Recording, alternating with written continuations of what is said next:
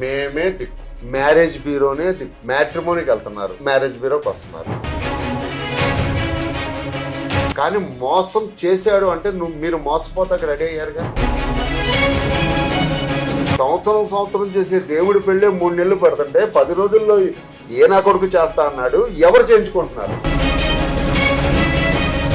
ఆ marriage bureau మ్యాట్రిమోనీలో 100 చెబుతాడమ్మా. నువ్వెందుకు ఆశపడ్డావు? నేను బ్రోకర్ను కాదండి, నేను మీడియేటర్ని. ఇప్పుడు ఆడదానికి ఆడదే శత్రువు. అమ్మాయికి I-140 ఉంటేనే అబ్బాయి వాళ్ళు వస్తున్నారు, అబ్బాయికి I-140 ఉంటేనే అమ్మాయిలు వస్తున్నారు. 10 రోజుల్లో అనేది అబద్ధం అమ్మా, అబద్ధం. అది మీరు నమ్మారు అంటే ఆడి ఎదవా.